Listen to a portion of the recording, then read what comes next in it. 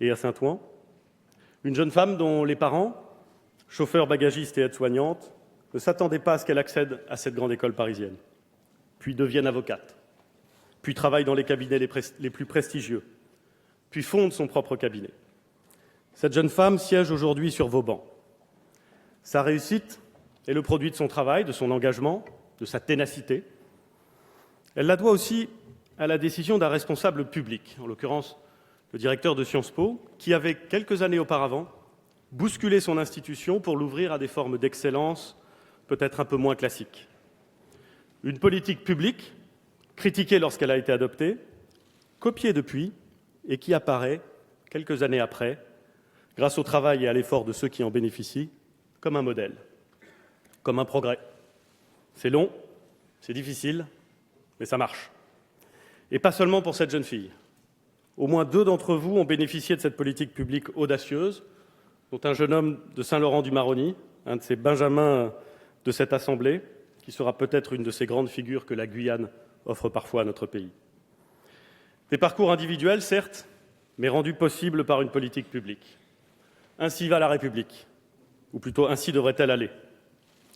Je regarde cette Assemblée, je regarde ces bancs où je siégeais il y a quelques semaines encore, je vois un éleveur de la Creuse, agriculteur comme l'était son père, son grand-père et tellement d'autres avant lui, enraciné dans sa terre au point que le lieu-dit où il vit porte le nom de sa famille. Il s'est battu pour continuer à y vivre, pour défendre l'excellence de l'agriculture française. Je vois une jeune femme, officier, qui a participé à 2 opérations extérieures et a commandé une des compagnies de la brigade franco-allemande. Je vois un autre de vos benjamins, né au Rwanda 4 ans avant le génocide, et recueilli par la République, qui lui a offert son meilleur visage et qui peut être fier de le voir aujourd'hui représenter la nation. Je vois des sportifs de haut niveau, des entrepreneurs, des scientifiques, des militants du monde associatif. Je vois même des matheux. Des matheux qui, par leur talent et leur travail, constituent à la fois une fierté pour votre Assemblée et une fierté pour la France. Je vois une Assemblée rajeunie, féminisée et largement renouvelée, puisque 430 d'entre vous font leur premier pas dans cette enceinte. Une Assemblée qui porte l'héritage républicain et qui ressemble à la France.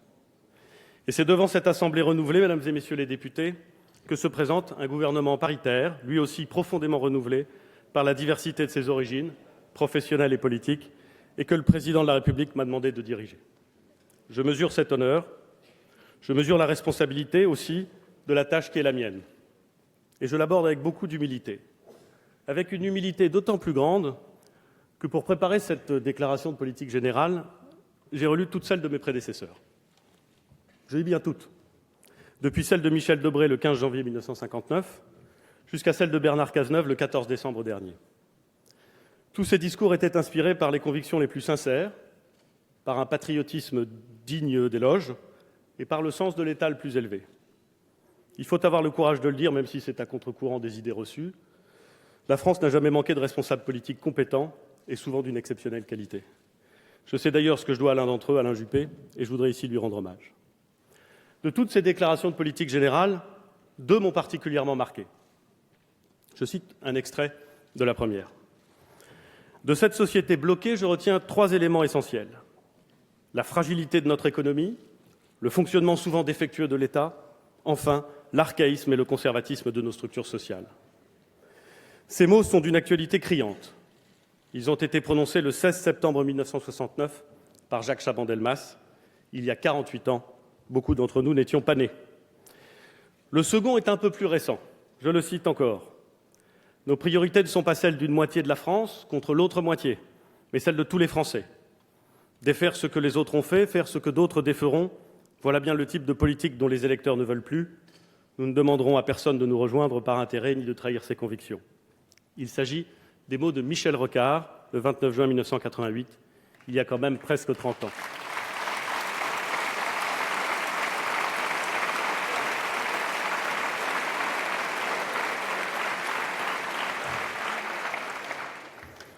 Rocard, Chaban, 2 personnalités éminentes, 2 hommes d'État qui ont incarné 2 courants essentiels de notre vie politique, le gaullisme et la social-démocratie. 2 hommes qui s'accordaient donc sur un constat et sur une méthode. Et pourtant, Le diagnostic posé il y a 48 ans reste hélas valable. La méthode proposée il y a 30 ans demeure toujours une exigence, mais trop rarement une réalité. Et la France, à la différence de beaucoup des nations du monde, ne résout pas ces problèmes. En découle un sentiment mortifère, où se mêlent désarroi, découragement, désenchantement et colère. Nous connaissons ce sentiment. Nous le ressentons parfois nous-mêmes, nous connaissons sa puissance. Nos compatriotes l'ont exprimé, et fortement, lors de l'élection présidentielle, par un réflexe d'abstention ou un vote d'exaspération. Il faut comprendre ces angoisses, il faut entendre cette colère. Mais nos compatriotes ont aussi exprimé un espoir formidable en portant Emmanuel Macron à la présidence de la République. Tandis que de grandes démocraties choisissaient le repli sur elles-mêmes, le dos tourné au monde, les Français, avec le président de la République, ont préféré l'esprit d'ouverture et de conquête. On leur proposait la nostalgie impuissante, ils ont préféré le courage d'affronter l'avenir.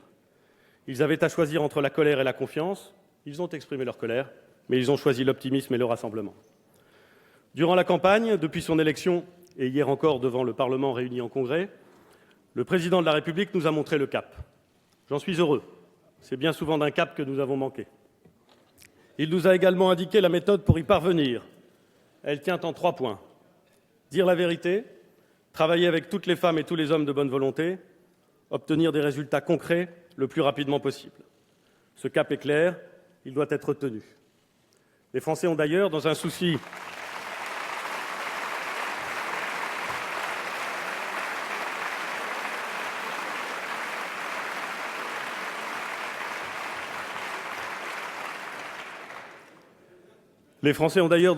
de cohérence évident, donné au président et au gouvernement les moyens de suivre ce cap en désignant une majorité claire et incontestable. Cette majorité claire, nul ne la prend pour un blanc-seing.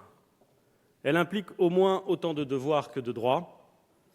Que le gouvernement puisse fonder son action sur une majorité forte est une bonne chose. Qu'il ait toujours à l'esprit que l'intérêt général ne se réduit jamais à aucune fraction du peuple français, fût-elle majoritaire, en est une bien meilleure encore. Mais la France doit avancer. Il y a dans notre cher et vieux pays une envie, une énergie, un espoir qui transcende les courants politiques. Et voilà bien qui ne devrait surprendre personne. Les Français nous ont habitués, au travers les âges, à ces sursauts collectifs et à ces retours de confiance, alors même que tout semblait bloqué, voire perdu. En 2017, les Français nous ont dit qu'ils voulaient que la France redevienne enfin elle-même, confiante, courageuse et conquérante.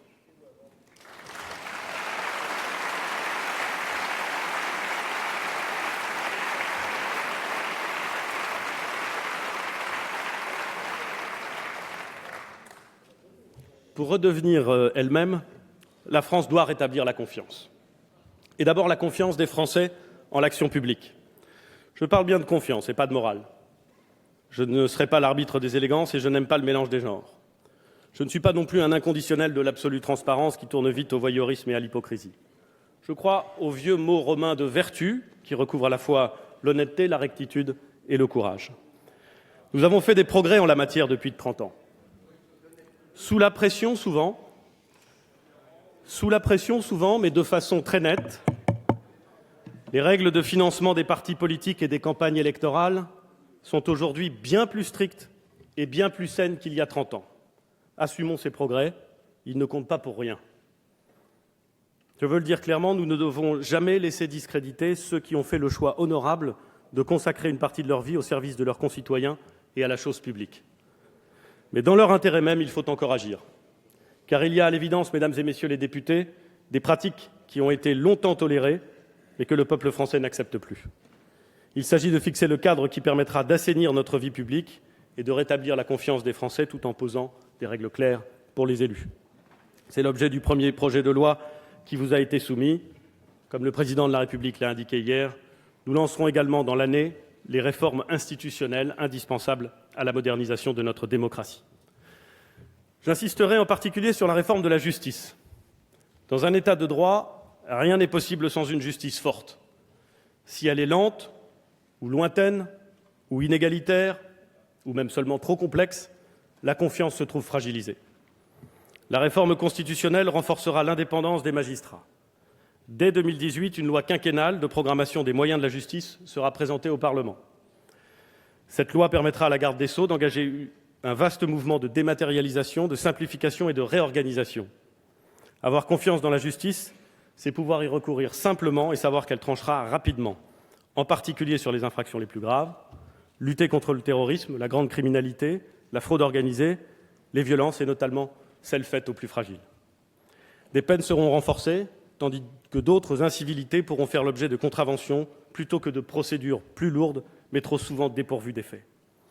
La construction de 15 000 places supplémentaires de prison est un engagement fort du Président de la République. Il sera tenu. Parce que ne pas pouvoir incarcérer ceux qui doivent l'être est inadmissible, mais aussi parce qu'il nous faut traiter dignement les détenus. C'est essentiel pour ne pas transformer les prisons en incubateurs des violences de demain, et c'est essentiel pour nous, car c'est aussi notre dignité qui est en jeu.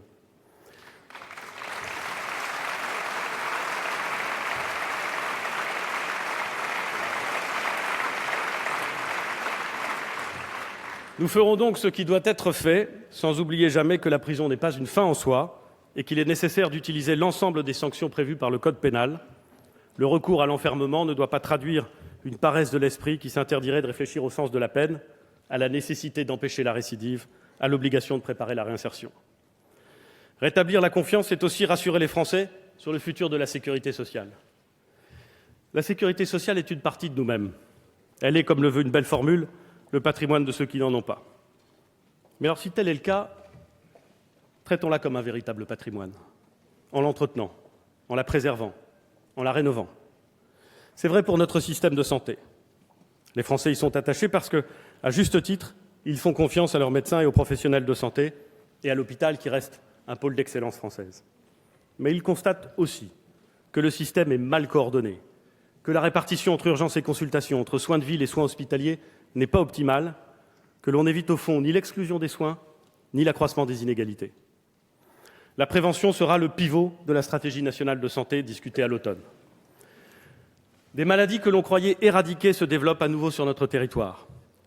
Des enfants meurent de la rougeole aujourd'hui en France. Dans la patrie de Pasteur, ce n'est pas admissible. L'an prochain, les vaccins pour la petite enfance, qui sont unanimement recommandés par les autorités de santé, deviendront obligatoires.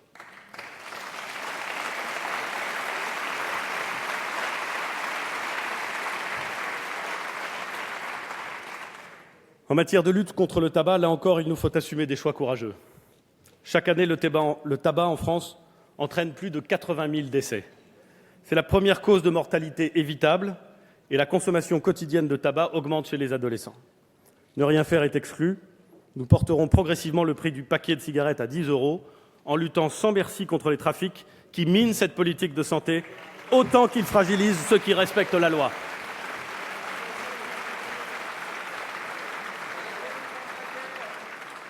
Nous créerons un service sanitaire pour les étudiants des filières de santé pour leur permettre d'intervenir dans les écoles et les entreprises pour des actions de prévention. Mais prévenir ne suffit pas. Il nous faudra aussi revoir la manière dont est organisé notre système de soins. Nos professionnels de santé sont compétents et dévoués, mais leur action est trop souvent entravée par les rigidités de nos structures, les carcans administratifs, le fonctionnement en silo.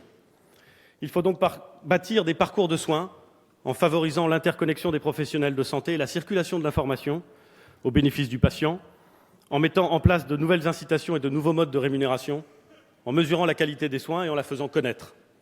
Le projet de loi de financement de la sécurité sociale traduira cette ambition dès cette année. Notre stratégie de santé devra aussi permettre de garantir un égal accès aux soins, pas seulement en droit, mais surtout dans les faits.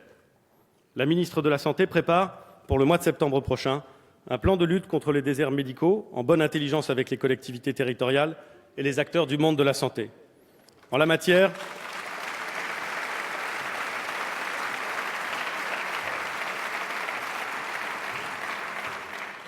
la télémédecine offre des opportunités formidables, nous les favoriserons.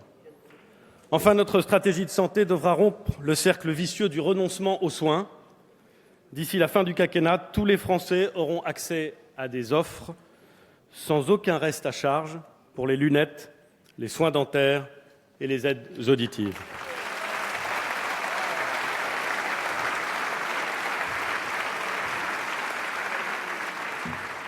Rétablir la confiance, c'est savoir que nous serons tous ici, tous, jugés sur la façon dont nous nous comportons avec les plus faibles. Pas seulement pour changer le regard que la société porte sur eux, sur le handicap, sur les personnes âgées, sur les plus pauvres, mais aussi pour reconnaître tout ce que nous pouvons recevoir d'eux. Nous revaloriserons dès 2018 l'allocation adulte handicapé et le minimum vieillesse. Nous simplifierons les procédures pour les titulaires de droits sociaux qui, souvent, par désespoir ou par ignorance, ne les réclament plus. Nous renforcerons notre action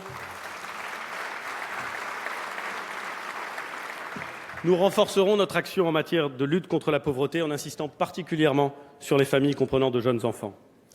Ces efforts financiers sont nécessaires et ils ne seront pas suffisants. Il nous faut aussi reconnaître et soutenir les solidarités familiales, affectives et financières. Les familles sont de plus en plus diverses, mais leur rôle reste central. La génération de mes grands-parents a été la première à bénéficier de la retraite. La génération de mes parents est la première à bénéficier de la retraite tout en ayant à assumer une partie de l'aide à ses propres parents. Le changement de civilisation est majeur. Il ne me paraît pas suffisamment pris en compte. La baisse de la natalité, de son côté, réelle depuis 2 ans, doit nous alerter. Nous cesserons donc de considérer les familles comme de simples variables d'ajustement fiscal. La ministre de la Santé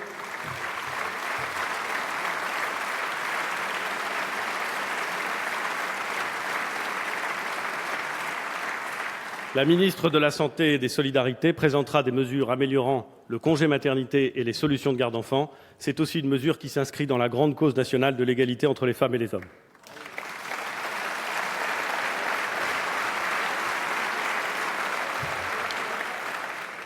L'inclusion des personnes en situation de handicap constituera une des priorités du quinquennat.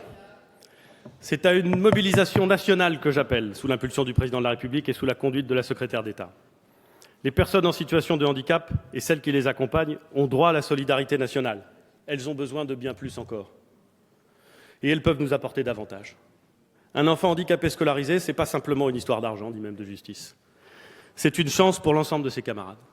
Une entreprise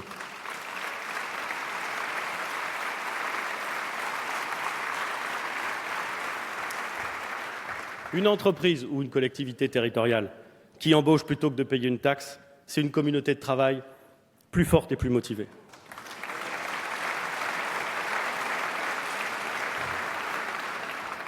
Les moyens ne pourront pas être illimités, mais l'énergie que nous y mettrons ne sera pas comptée. Rétablir la confiance, c'est aussi affermir le lien entre l'État et les territoires.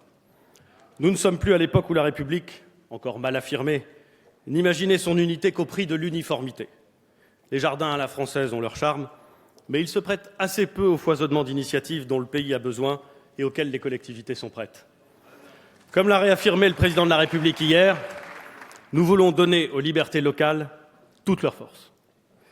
La liberté de s'organiser d'abord, en développant les communes nouvelles ou les regroupements de départements dès lors que les fusions ne sont pas contraires à l'intérêt général. La liberté d'exercer ses compétences ensuite. Osons les expérimentations. Ne décrétons pas depuis Paris la fin du millefeuille territorial, mais incitons les territoires à adapter localement leur organisation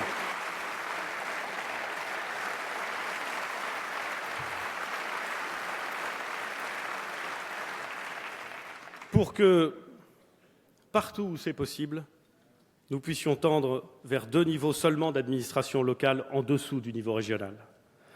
Pourquoi ne pas permettre non plus, sur la base du volontariat, à certaines collectivités d'exercer des compétences pour le compte d'un autre niveau, comme par délégation?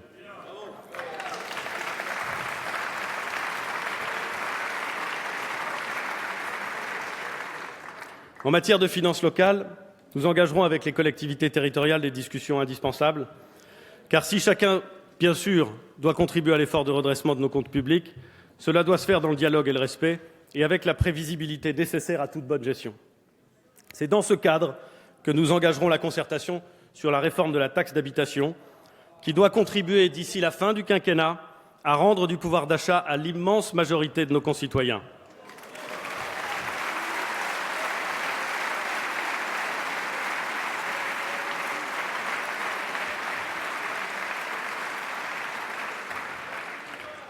Je sais cette réforme attendue par les contribuables, mais redoutée par les élus. La taxe d'habitation est aussi nécessaire aux budgets locaux qu'elle est injuste dans son calcul et son évolution pour les contribuables. Et qui peut dire le contraire? Améliorer le dispositif pour les collectivités tout en redonnant du pouvoir d'achat pour les citoyens est un objectif qui devrait nous réunir. Rétablir la confiance, c'est aussi éviter de creuser un fossé entre deux France que certains voudraient opposer, mais qui ne peuvent ni vivre ni réussir l'une sans l'autre. La France des métropoles mondialisées et la France périphérique.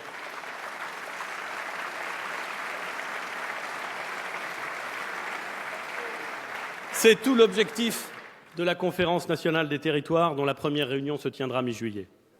Nous y proposerons un pacte pour les collectivités, pour les accompagner dans la transition écologique et pour les accompagner dans la transition numérique, notamment en garantissant un accès au très haut débit au plus tard d'ici 2022 partout en France.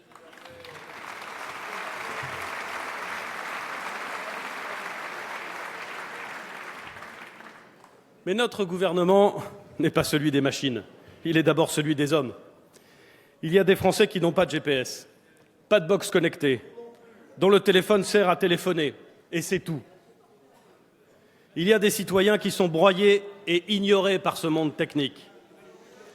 Le fossé s'agrandit, et il n'est pas que générationnel, il est social et il est parfois géographique. Nos services publics, le monde associatif, doivent accompagner ces évolutions et ces révolutions numériques. Nous les y aiderons.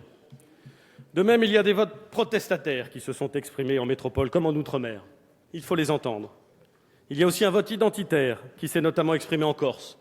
On peut être, comme je le suis, intransigeant sur les principes républicains, sans être pour autant ignorant des diversités et des aspirations à la reconnaissance.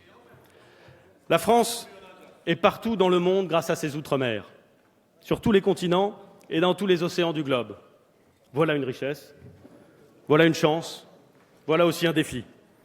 Les assises de l'outre-mer seront l'occasion pour l'ensemble du gouvernement d'être à l'écoute des attentes de chaque territoire et de concevoir ensemble les plans de convergence prévus par la loi pour l'égalité réelle des outre-mer. Pour ce qui concerne l'avenir de la Nouvelle-Calédonie, cette mandature sera celle de l'aboutissement de l'accord de Nouméa signé il y a 20 ans. S'il n'est pas saisi d'ici mai prochain par le Congrès, le gouvernement, comme le prévoit la Constitution, organisera la consultation pour l'accession à la souveraineté au plus tard en novembre 2018. L'État jouera pleinement son rôle d'acteur et de garant de ce processus pour conforter le destin commun inscrit dans le préambule de l'accord. C'est un engagement personnel que je prends ici, honoré de reprendre le flambeau de Michel Rocard et de quelques autres après lui.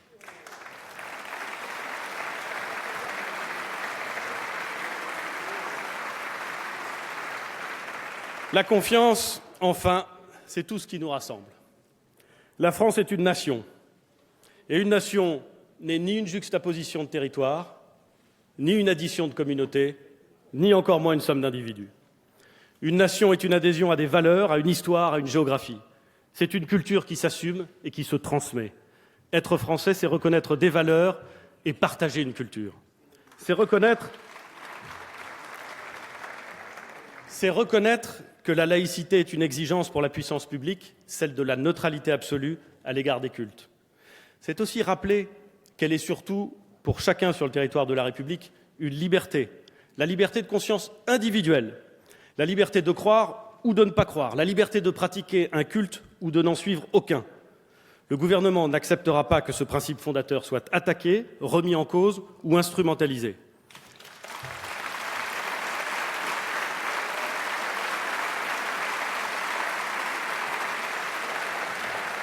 Il le fera respecter sans outrance, en se gardant de provoquer, mais avec une fermeté qui repose sur l'idée simple que la laïcité est, au fond, une condition de ce que nous sommes, la France.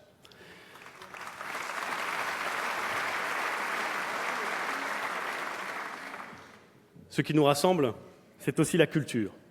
C'est notre langue, c'est notre patrimoine. C'est ce que nous partageons, c'est ce qui fait que la France est admirée et aimée dans le monde. C'est ce que détestent les porteurs de haine qui, à plusieurs reprises, ont attaqué notre pays. Et s'ils détestent autant cette culture et ce mode de vie, s'ils haïssent les dessins, les livres, la musique et les spectacles, c'est qu'ils savent que ceux-ci sont une source inépuisable de réflexion, d'émancipation et de bonheur. Ils savent qu'ils sont libérateurs.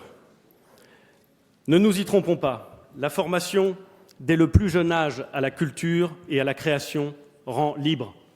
Et en les familiarisant avec la longue histoire des arts, en leur faisant découvrir les lieux de culture, en leur apprenant à décrypter l'époque et à découvrir notre héritage, nous élevons l'âme de nos enfants et nous renforçons la cohésion de notre pays. De concert, les ministres de l'Éducation nationale et de la Culture feront de ce chantier une priorité commune.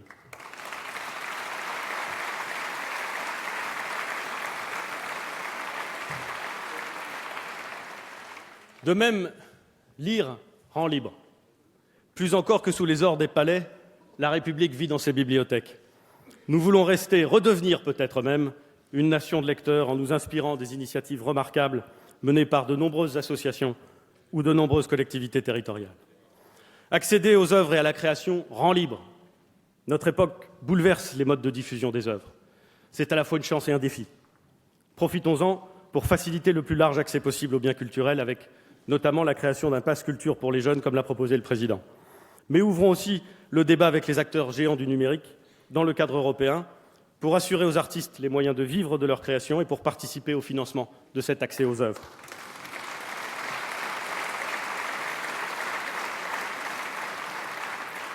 Mesdames et messieurs les députés, la France peut renouer avec la confiance. Elle en a, j'en suis certain, les moyens. Elle en a, j'en suis convaincu, l'envie. Elle doit aussi en avoir le courage. Le courage. Voilà le deuxième grand axe qui organise le travail du gouvernement. Entendons-nous bien. Il ne s'agit pas du courage du gouvernement, de la majorité ou du Parlement. Il s'agit du courage dont nous devons collectivement, nous Français, faire preuve pour être à la hauteur des enjeux. Les Français sont courageux. Ils l'ont été face au terrorisme. Pas seulement les policiers, les gendarmes, les militaires ou les douaniers qui luttent contre cette menace et qui en sont trop souvent les cibles. Tous les Français. Face au danger, ils n'ont pas voulu changer leurs habitudes, encore moins renoncer à leurs valeurs. Il y a dans notre pays une forme de courage tranquille, mais réel, dont nous pouvons être fiers. La menace est partout, diffuse. Pas un mois ne passe sans que des projets ne soient éventés ou des actes empêchés. Ayons en cet instant une pensée pour les victimes, plus de 200 tués sur notre sol, des centaines de blessés, pour leurs proches, qui doivent apprendre à vivre avec la douleur, avec la peine et avec l'absence. Je veux rendre hommage à tous ceux que nous voyons, policiers, gendarmes, militaires de l'opération Sentinelle, veiller chaque jour sur notre sécurité. À ceux qui combattent sur les théâtres d'opérations extérieures, au Sahel ou au Levant, et à tous ceux que nous ne voyons pas et que nous ne connaîtrons jamais, nos soldats de l'ombre, dont nous pouvons être fiers. Beaucoup sont tombés au service de notre liberté.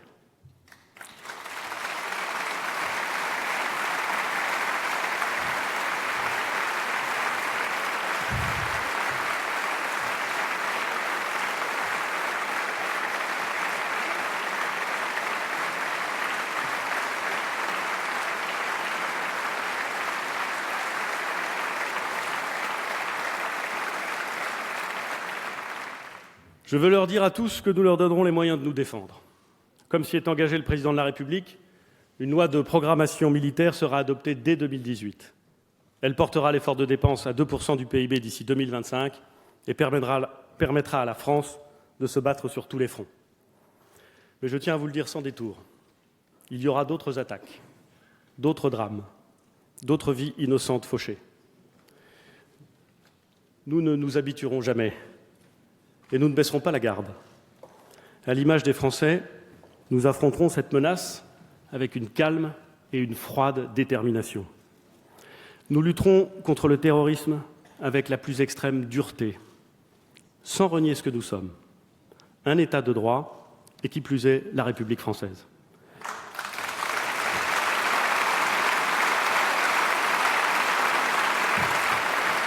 Une République, mesdames et messieurs les députés, qui ne peut pas vivre dans un état d'urgence permanent. C'est pourquoi le président de la République nous a demandé de préparer la sortie de l'état d'urgence au plus tard le 1er novembre prochain, avec un projet de loi renforçant l'efficacité de notre arsenal législatif contre le terrorisme sous le contrôle rigoureux du juge. En parallèle, le ministre de l'Intérieur et la garde des Sceaux travailleront ensemble pour faire reculer l'insécurité.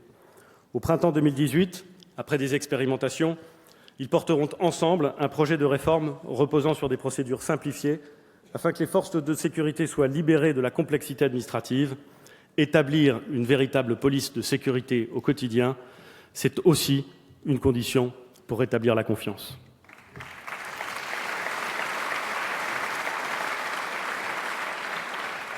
Le courage, c'est aussi de regarder en face le défi migratoire.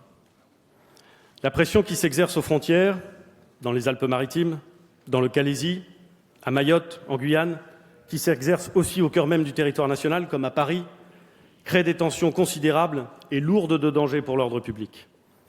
Cette pression ne faiblira pas. Les conflits et l'insécurité économique au Moyen-Orient et en Afrique, les risques liés au climat, les réseaux qui prospèrent en exploitant le malheur et la misère, tout contribue à l'alimenter. Face à cette situation, la France s'est révélée incapable de remplir ses obligations juridiques ou morales. Les demandeurs d'asile relevant effectivement de la Convention de Genève attendent l'octroi d'un statut durant de longs mois et dans des conditions parfois honteuses. Les autres, qui sont en réalité des migrants économiques, sont rarement éloignés quand ils sont déboutés. La semaine prochaine, le gouvernement présentera des mesures qui répondront à 3 exigences. Une exigence de dignité, pour que la France honore sa tradition d'accueil des réfugiés. Une exigence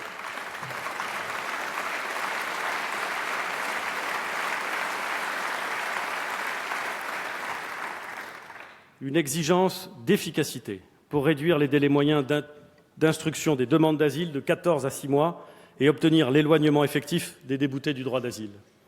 Une exigence de solidarité et de responsabilité avec nos partenaires européens. Nous ferons aboutir la réforme du régime européen de l'asile et mènerons une action en direction des pays d'origine et de transit. Il s'agit,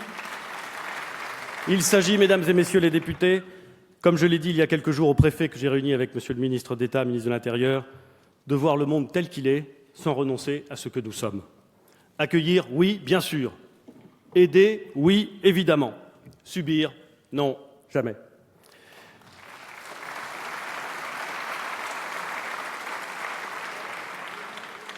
Le courage, c'est aussi de regarder les choses en face et de préparer l'avenir. Parlons donc de l'école. Je suis, par mon histoire personnelle, un pur produit de l'école publique. 2 fois fils de prof, je dois une bonne partie de ce que je suis à mes maîtres, à leur attention, à leur persévérance et à leur capacité à m'inspirer. Nous connaissons tous le dévouement des enseignants, la passion qui les anime et le rôle qu'ils jouent pour nos enfants. Et pourtant, toutes les études le démontrent, nous formons très bien les très bons, mais nous creusons les inégalités et le niveau moyen de nos élèves n'est pas à la mesure de notre grand pays. Notre système laisse sortir chaque année encore près de 100 000 jeunes sans qualification. Nous dépensons bien moins que nos voisins dans le primaire où pourtant tout se joue. Nous dépensons bien plus que les autres pays pour le lycée, notamment parce que notre système est rigide et conçu autour du baccalauréat. Mais nous conduisons 60%, mesdames et messieurs les députés, de bacheliers à l'échec en licence. Enfin, scandale absolu, des bacheliers, y compris parmi les plus méritants, se retrouvent exclus par tirage au sort des filières universitaires qu'ils ont choisies. Où est l'égalité? Où est le mérite? Où est la République? Nous ne pouvons plus l'accepter. Je ne reviendrai pas sur les mesures déjà annoncées par le ministre de l'Éducation pour l'école et pour le collège. Elles se concentrent sur l'acquisition des savoirs fondamentaux, le soutien aux élèves et l'autonomie des établissements, et elles seront en vigueur dès la rentrée prochaine. Quant au baccalauréat, nous le ferons profondément évoluer. Une concertation sera lancée dès la rentrée prochaine pour resserrer les épreuves finales autour d'un petit nombre de matières et définir ce qui relève du contrôle continu. Nous aboutirons avant septembre 2018 pour une mise en œuvre complète de cette réforme pour le bac 2021.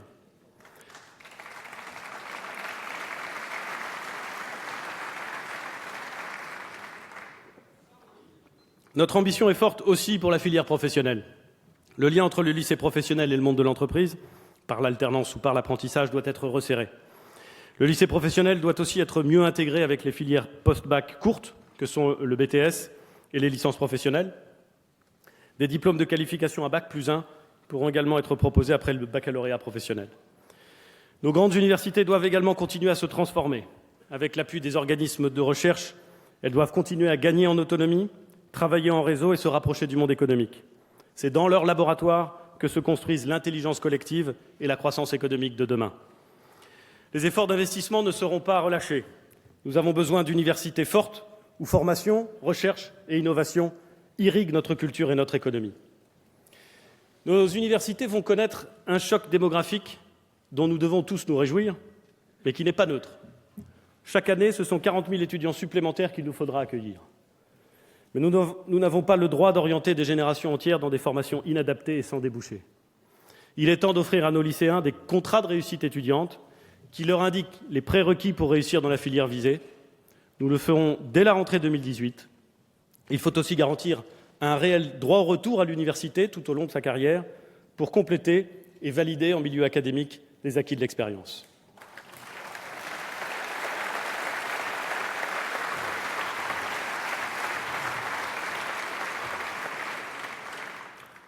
Notre jeunesse a soif de cause. On n'y répondra pas par des taux de croissance ou par des procédures. La jeunesse veut s'élever. Au siècle dernier, elle a eu trop d'occasions de verser son sang. Le front, aujourd'hui, est social, environnemental et mondial. Il appelle la mobilisation de la jeunesse, non pour combattre, mais pour construire, partager, déverser le fruit de ses connaissances et de son enthousiasme. C'est aussi pour préparer nos enfants à ce monde qui vient, à cette France que nous voulons grande et belle, juste et forte, que le gouvernement mettra en place un nouveau service national, conformément aux engagements du président de la République. La réflexion sur les formes qu'il prendra sera conduite avant la fin de l'année 2017. Le courage, c'est aussi de rénover enfin notre modèle social. Nous sommes dans notre pays fortement et légitimement attachés à l'égalité. Égalité devant la loi, égalité des droits. Pourtant, nous sentons bien aujourd'hui que cette égalité est malmenée. Le code du travail est le même pour tous, mais le niveau de protection n'est pas le même dans les grands groupes, dans les PME ou pour celui qui accumule des CDD. Et nous savons aussi que chacun aspire, à notre époque, à plus de liberté.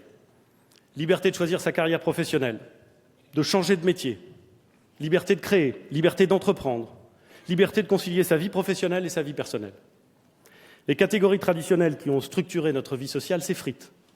Frontières entre salariat et travail indépendant, rôle de la loi et du contrat, répartition de la valeur. Tout cela est profondément bouleversé par l'impact conjugué de la mondialisation et de la révolution numérique. Voilà pourquoi nous voulons rénover notre modèle social, pour qu'il crée des protections véritablement efficaces au lieu de les garantir seulement sur le papier, pour qu'il accompagne celui qui veut prendre un risque au lieu d'être seulement tourné vers celui qui est déjà installé. Dès le 6 juin dernier, j'ai défini avec la ministre du Travail, et nous avons partagé avec les partenaires sociaux, la feuille de route de cette rénovation sociale. Elle tient en 4 points. Renforcer le dialogue social dans l'entreprise et dans les branches, redonner du pouvoir d'achat aux actifs, sécuriser les parcours professionnels, rendre notre système de retraite plus juste et plus lisible. Nous voulons avancer vite, car l'urgence sociale est forte, mais nous avançons sans précipitation. Nous sommes encore dans le temps de la concertation avec les partenaires sociaux. Cette semaine commencera le temps du débat parlementaire avec l'examen du projet de loi d'habilitation pour le renforcement du dialogue social. À la fin de l'été viendra le temps de la décision lorsque les ordonnances seront publiées. Dès octobre, nous engagerons les chantiers du renforcement de la formation professionnelle, de l'ouverture de l'assurance chômage aux démissionnaires et aux travailleurs indépendants et de la refonte de l'apprentissage. Nous aurons là aussi de vraies discussions avec les partenaires sociaux et nous présenterons un projet de loi et un plan d'action au printemps 2018.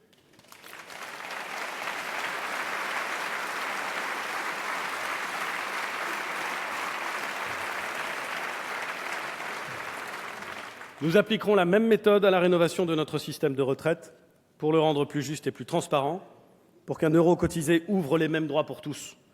Nous prendrons le temps du diagnostic, de la concertation et de la négociation, et nous fixerons le cadre de la réforme fin 2018. Entre-temps, nous aurons rendu du pouvoir d'achat aux salariés. La suppression des cotisations salariales sur l'assurance maladie et l'assurance chômage, financée par un transfert sur la CSG, redonnera dès 2018 du pouvoir d'achat à plus de 20 millions d'actifs.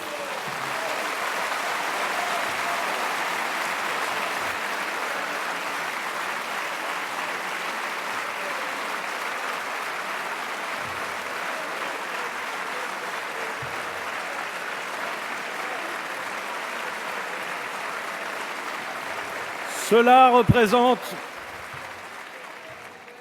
représente, mesdames et messieurs, 250 € par an au niveau du SMIC. S'il vous plaît. 250 € par an au niveau du SMIC. Nous augmenterons aussi la prime d'activité, car le message aux Français est clair, le travail doit payer.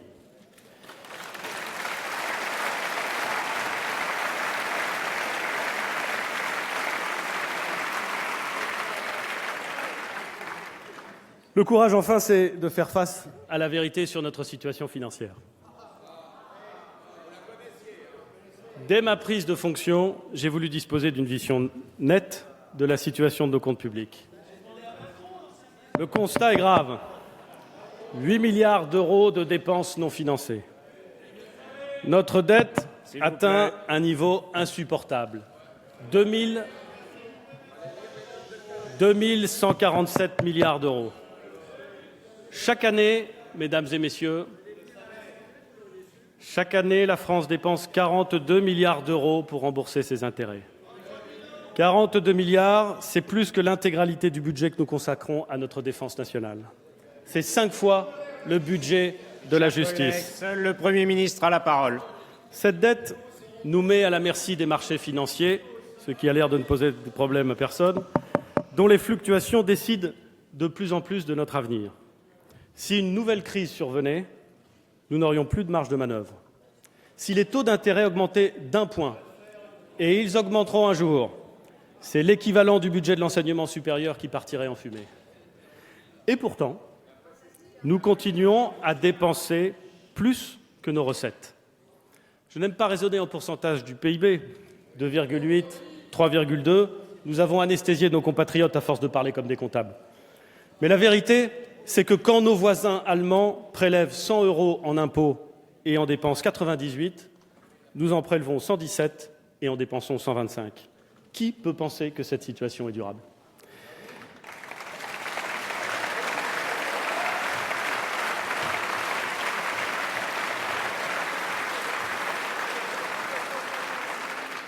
Mesdames et messieurs, sous le regard inquiet des Français, nous dansons sur un volcan qui gronde de plus en plus fort. Certains continuent pourtant à nier l'évidence. Combien de fois un homme peut-il tourner la tête en prétendant qu'il ne voit pas ? Aurait demandé le prix Nobel de littérature de l'année 2017. Il y a une addiction française à la dépense publique.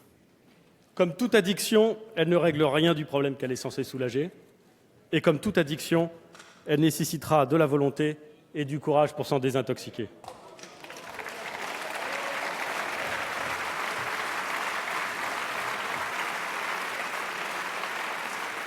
Mesdames et messieurs les députés, les Français ne croient pas aux solutions simplistes, qu'il s'agisse de la sortie de l'euro ou de l'annulation de la dette. Ils voient bien que tous nos partenaires européens ont fait l'effort de réduire leurs dépenses après la crise financière. Tous, sauf nous. Ils savent qu'il est indigne de demander à leurs enfants de rembourser demain ce qu'eux-mêmes ne peuvent pas se payer aujourd'hui.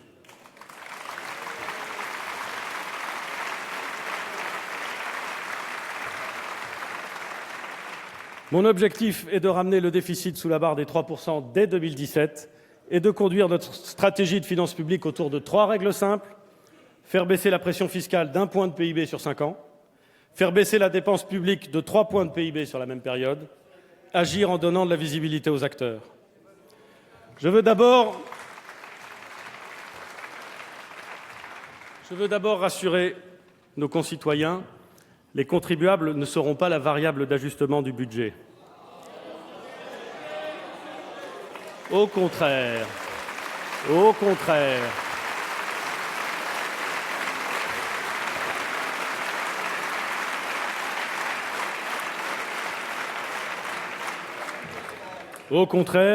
les prélèvements obligatoires baisseront de 20 milliards d'euros d'ici 2022. La France ne peut demeurer à la fois la championne de la dépense publique et la championne des impôts. S'agissant de la dépense publique, l'objectif du gouvernement est ambitieux. C'est de faire en sorte qu'elle soit stable, hors inflation en 2018 par rapport à 2017. Stable. On ne dépensera pas plus en 2018 qu'en 2017. Tous les autres États l'ont fait.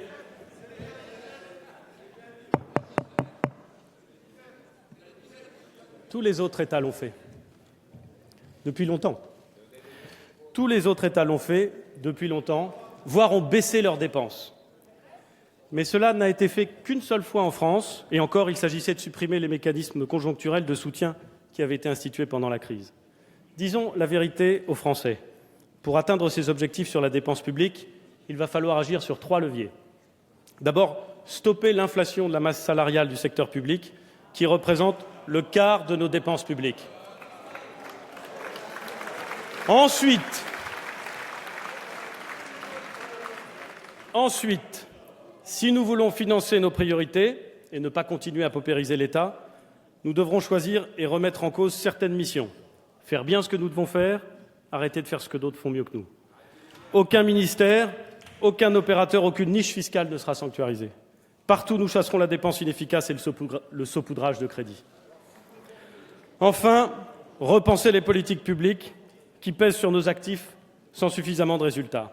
Nous dépensons 2 fois plus que nos voisins européens dans l'aide au logement et les Français éprouvent toujours autant de difficultés à se loger. Cet écart entre le niveau de dépenses et la faiblesse des résultats, les Français le constatent également dans la politique de l'emploi et de la formation professionnelle. Mesdames et messieurs, la France est dans les cordes et aucune esquive ne nous sauvera. J'ai conscience d'appeler à l'effort et au courage. Pour être entendu, il faudra agir de manière juste, transparente et dans la durée, en donnant de la visibilité aux gestionnaires publics et aux Français. Dès cette semaine, le ministre de l'Action et des Comptes publics réunira l'ensemble des administrations publiques pour dessiner une trajectoire et une méthode globale de redressement financier. La conférence des territoires permettra, pour sa part, d'approfondir la concertation avec les collectivités territoriales. Dès la rentrée, le gouvernement présentera à la fois le budget 2018 et une loi de programmation des finances publiques qui portera sur la durée complète du quinquennat. Cette trajectoire devra remettre la sécurité sociale à l'équilibre à l'horizon 2020. Nous devrons d'ici là définir de nouvelles règles permettant de proscrire dans la durée le déficit de nos comptes sociaux. Enfin, nous devrons préserver les équilibres de notre système de retraite tout en le rendant plus juste et plus lisible. Les nouvelles prévisions du Conseil d'orientation des retraites nous y invitent avec assistance, puisqu'elles indiquent que le retour à l'équilibre, un temps prévu pour 2025, ne pourrait finalement intervenir qu'en 2040. Pour atteindre ces objectifs, nous devons engager une véritable transformation de l'État et de nos services publics. Elle sera progressivement déclinée par ministère, en plusieurs vagues, d'ici le printemps 2018, en associant les usagers, les agents et évidemment les parlementaires. Nous mettrons évidemment le paquet sur la transformation numérique. Fixons-nous un objectif simple, avoir des services publics numériques de même qualité que ceux du secteur marchand. Pour ce faire, nous mettrons en place une plateforme numérique et demanderons à chaque administration d'y loger ses applications. Un compte citoyen en ligne sera le nouveau lien entre les Français et leurs administrations. Certains diront que c'est trop compliqué, trop ambitieux. J'ai été avec un certain nombre de membres du gouvernement en Estonie la semaine dernière. Eux l'ont fait. Il ne me paraît pas qu'il soit beaucoup plus agile ou que nous soyons beaucoup moins adroits.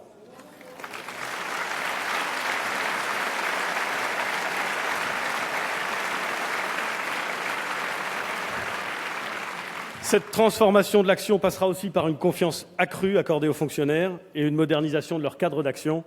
Je veux leur dire ma fierté de les diriger, mon respect et ma reconnaissance.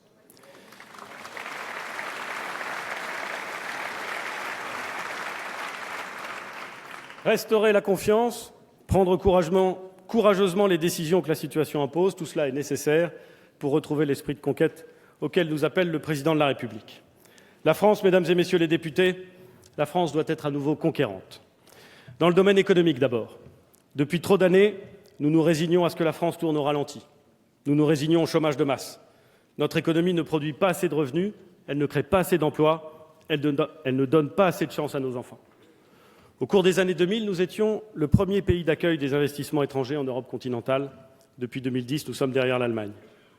En termes d'exportation, nous sommes le seul des grands pays de la zone euro à avoir une balance du commerce extérieur déficitaire en 2016, alors qu'elle était bénéficiaire jusqu'au début des années 2000. Surtout, l'économie française croît désormais structurellement moins vite que la moyenne de la zone euro. Cela n'est pas acceptable. Avec les réformes que nous vous proposons, nous voulons redevenir les premiers en termes d'attractivité, de croissance et de création d'emplois.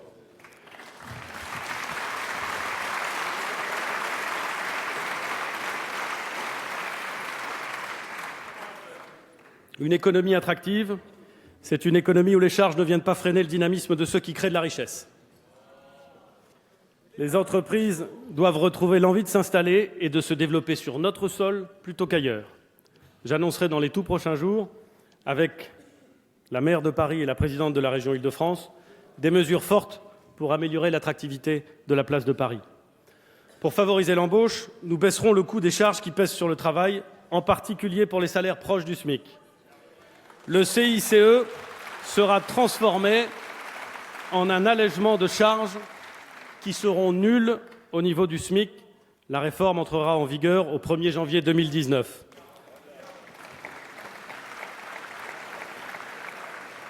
Le taux de l'impôt sur les sociétés sera réduit par étapes de 33,3% aujourd'hui à 25% d'ici 2022. Il convergera ainsi vers la moyenne européenne. La loi de finances pour 2018 précisera sa trajectoire de baisse, justement pour donner de la visibilité aux entreprises. Nous voulons aussi alléger les contraintes qui pèsent sur nos entrepreneurs, en particulier sur les indépendants et les TPE, PME. Des mesures de simplification réglementaire seront prises et nous engagerons en 2018 la suppression du régime social des indépendants que nous adosserons au régime général.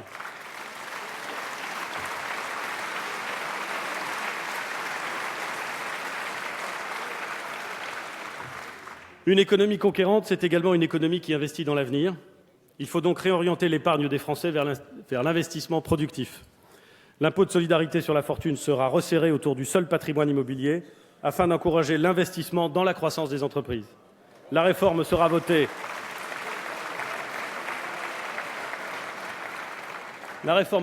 dès cette année dans la loi de finances pour 2018 et entrera en vigueur en 2019.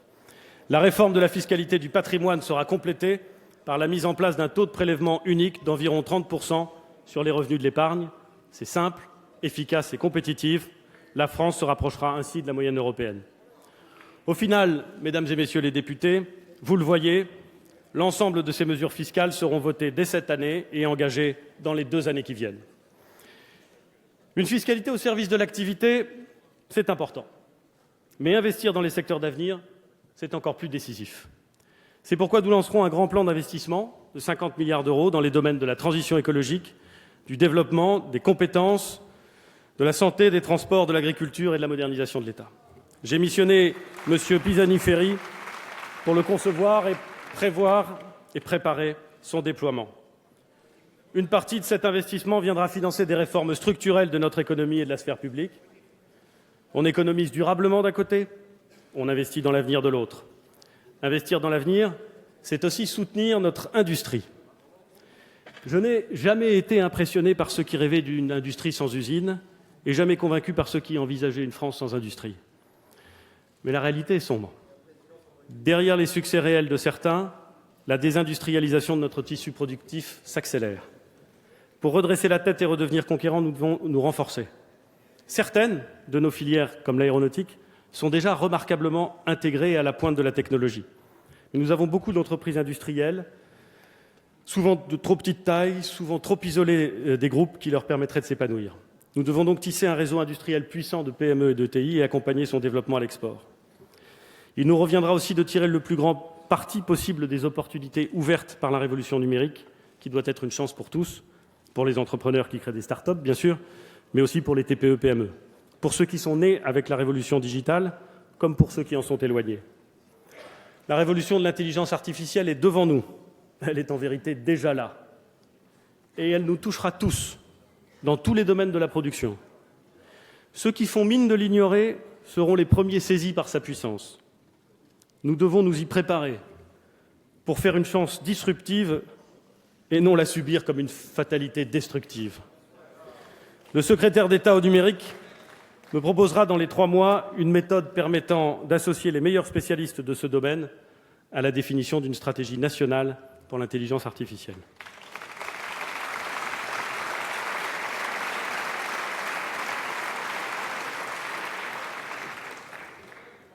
Renouer avec l'esprit de conquête, c'est aussi embrasser avec enthousiasme l'incroyable défi que posent les grandes transitions du monde, au premier rang desquelles la transition écologique. Ceux qui, par égoïsme ou inconscience, tournent le dos à l'accord de Paris sur le climat manifestent plus qu'une simple incompréhension du monde. Ils montrent qu'au fond, ils ont peur du futur. L'autruche est sans doute un animal sympathique, mesdames et messieurs les députés, mais mettre sa tête dans le sable n'a jamais préparé personne à affronter l'avenir. Il nous revient donc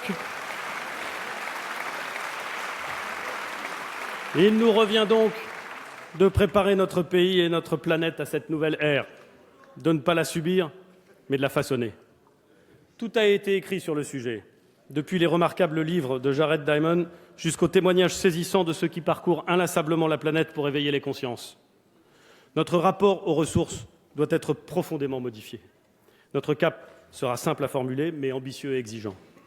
Nous voulons arriver à la neutralité carbone d'ici 2050. C'est pourquoi nous n'attribuerons plus de nouveaux permis d'exploration d'hydrocarbures.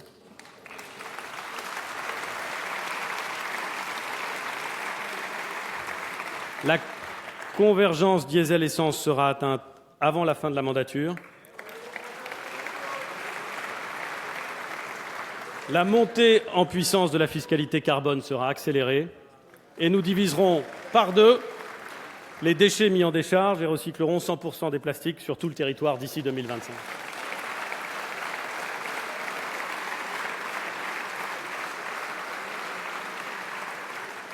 Nous partirons du principe simple qu'il est toujours préférable de taxer la pollution plutôt que le travail et qu'avant de sanctionner et d'interdire, il vaut mieux encourager et adapter. Le temps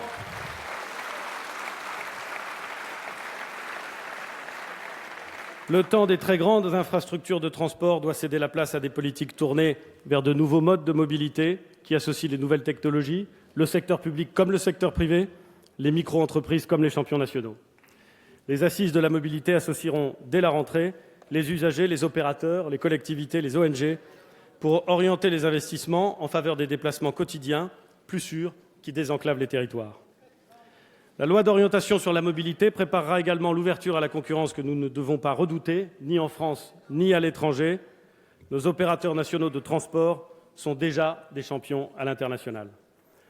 Autre domaine où une transition profonde s'impose, le logement. Pour construire de nouveaux logements, une loi à l'automne simplifiera les procédures, en particulier dans les bassins d'emploi les plus dynamiques. Les procédures de permis de construire seront accélérées, les recours abusifs sanctionnés. Au besoin, et notamment dans les zones tendues, les autorisations d'urbanisme seront transférées des communes aux intercommunalités pour que les décisions de construire soient prises à l'échelle des bassins de vie.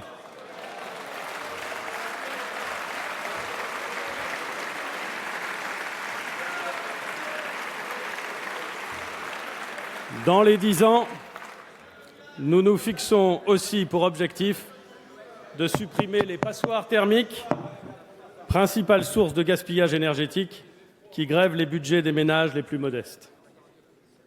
Être conquérant face aux transformations du monde, voilà bien enfin un principe qui s'applique à l'agriculture. La France a longtemps été son agriculture. Par la puissance de sa production, par la marque sur notre géographie, par l'importance qu'elle occupe dans notre imaginaire et dans notre vie, l'agriculture française a fait bien plus que nourrir, et très bien nourrir, les Français. Elle est aujourd'hui confrontée à de multiples transformations. La pression sur le foncier agricole, la répartition insatisfaisante de la valeur entre producteurs et distributeurs, la concurrence étrangère, la multiplication des normes, la nécessité de préserver l'environnement, la demande croissante de consommateurs pour des productions nouvelles et de qualité. Les agriculteurs français n'ont pas peur de s'adapter. Ils veulent vivre de leur travail, de leurs terres et de leurs compétences. Les États généraux de l'alimentation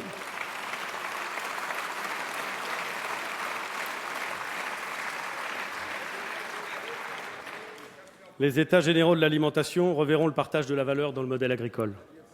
Il n'est pas admissible que des agriculteurs ne puissent pas se verser un revenu décent et vivent sous le seuil de pauvreté. Ça n'est pas admissible, mais c'est courant. Ce doit aussi être notre combat pour la politique agricole commune de demain. Ces États généraux devront conforter notre confiance en une alimentation plus saine, penser et construire nos modèles futurs, notamment en examinant, sans faux semblant, la question des pesticides ou des perturbateurs endocriniens. Enfin, vous permettrez à l'ancien maire du Havre que je suis de rappeler que la France conquérante, celle que voulait François Ier au début de la Renaissance française, était tournée vers la mer. La France conquérante, ce doit être une France qui prend appui sur sa puissance maritime pour créer de nouveaux emplois, notamment dans les filières des énergies marines, et pour capter toujours plus de marchandises grâce à ses grands ports.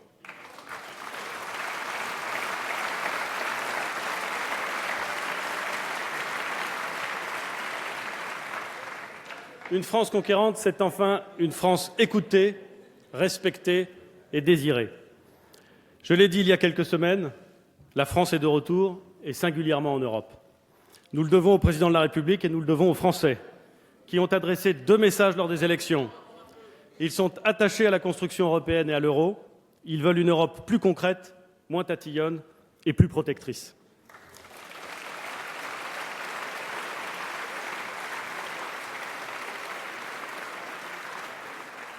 L'agenda européen de ce gouvernement tient en 3 idées. D'abord, tout faire pour réconcilier les Français avec l'Union européenne. Ensuite, œuvrer pour une Europe qui protège, une Europe qui pourra s'appuyer sur une zone euro mieux gouvernée, qui saura faire progresser sa politique de défense, la convergence sociale et notamment la réglementation des travailleurs détachés, une politique commerciale de réciprocité, sans naïveté. Enfin, préparer les 3 négociations cruciales pour l'avenir de l'Union, la redéfinition de notre projet à 27 avec l'Allemagne et avec ceux de nos partenaires qui voudront aller de l'avant, la conduite d'une négociation ordonnée de sortie du Royaume-Uni comme préalable au cadre de la relation future, les perspectives financières pour l'avenir des politiques de l'Union après 2020. Enfin, le Président de la République a rappelé hier que nous ne concevons pas le redressement de notre pays sans une politique internationale qui rende à la France son statut de puissance d'influence mondiale. L'esprit de conquête, c'est aussi être capable d'attirer à nous l'intelligence de demain en accueillant toujours plus d'étudiants du monde entier pour enrichir et diffuser notre technique, notre langue, notre identité. C'est attirer toujours plus de richesses grâce à notre offre touristique qui constitue un atout économique majeur. C'est montrer au monde qui nous sommes en organisant les grands événements pendant lesquels la planète nous regardera. La candidature de Paris aux Jeux Olympiques 2024 a mobilisé la France entière autour du sport et de ses valeurs. L'accueil de ces JO offrira, je l'espère, une chance unique de renforcer la place de Paris et la place de la France au premier rang mondial.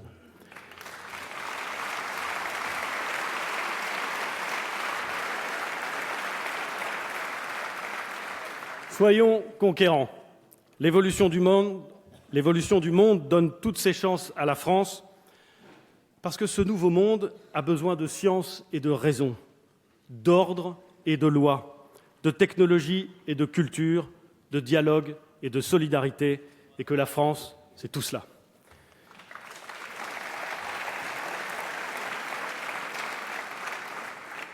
Monsieur le Président, Mesdames et Messieurs les députés, je ne crois pas à l'omnipotence du politique, mais je ne crois certainement pas à son impuissance non plus. Je vous l'ai dit au début de mon propos, et votre Assemblée en est la preuve par sa composition, les bonnes politiques publiques permettent de changer la vie des Français. C'est long, c'est lent, c'est difficile, mais pour reprendre les mots de Simone Veil, j'ai confiance dans notre capacité à progresser. Je sais ce que peut la volonté politique quand elle a le soutien de la représentation nationale et de la majorité du peuple français. J'ai cette volonté, l'ensemble de l'équipe gouvernementale la partage. Elle travaille avec une méthode, celle de l'efficacité, du dialogue et de la collégialité. Cette méthode de travail, le gouvernement la propose aux législateurs que vous êtes, en y ajoutant le respect et l'exigence de vérité. J'ai siégé sur ces bancs, je l'ai dit, et je suis trop attaché au rôle et aux prérogatives du Parlement pour qu'il en aille autrement. Œuvrons ensemble pour qu'à la fin de ce quinquennat, la France ait atteint le cap fixé par le Président de la République et que la France ne regrette pas d'avoir choisi l'optimisme et la confiance. Travaillons pour que le chômage reflue, que les territoires ruraux continuent à vivre, que les quartiers libèrent leurs énergies, notamment grâce au dispositif des emplois francs, que les expatriés reviennent, que les entrepreneurs innovent, investissent et créent des emplois. Travaillons pour que le mérite soit récompensé. Travaillons pour que nos compatriotes vivent mieux. Aucun des défis de la modernité ne doit nous effrayer. L'espoir qui s'est levé fonde notre responsabilité. C'est à cet espoir, mesdames et messieurs les députés, que je vous demande d'accorder votre confiance. Et c'est la raison pour laquelle, Monsieur le Président, conformément aux dispositions de l'article 49-1 de notre Constitution, j'ai l'honneur d'engager la responsabilité du Gouvernement sur la déclaration présente de politique générale.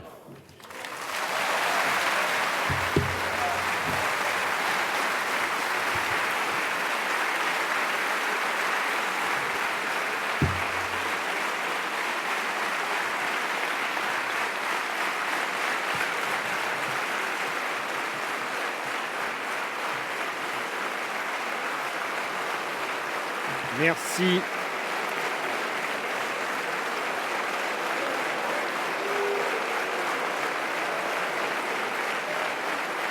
Mes chers collègues,